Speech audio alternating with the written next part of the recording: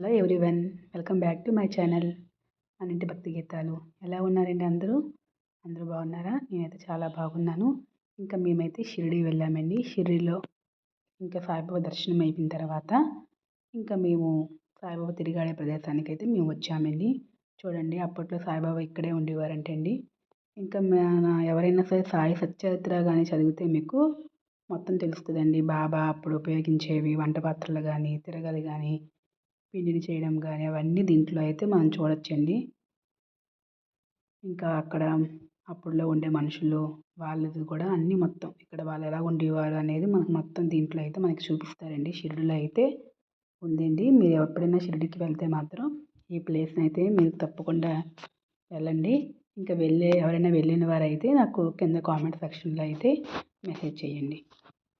చూసారా, ఇంకా మొత్తం ఇలాగా అప్పట్లో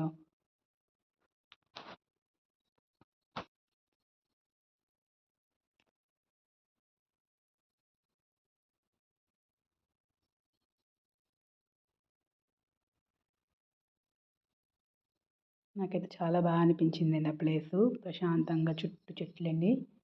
చెట్ల మధ్యలో ఇలాగ సాయిబాబా అనే వారు ఇక్కడ ఉండేవారంట.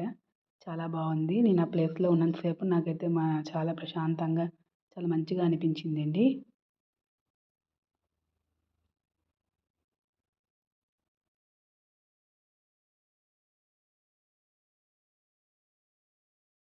అప్పుడులో మనకి సాయిబాబా భిక్షాటన చేసేవారు కదండి. అప్పుడు ఆ వీడియో కూడా చూడండి.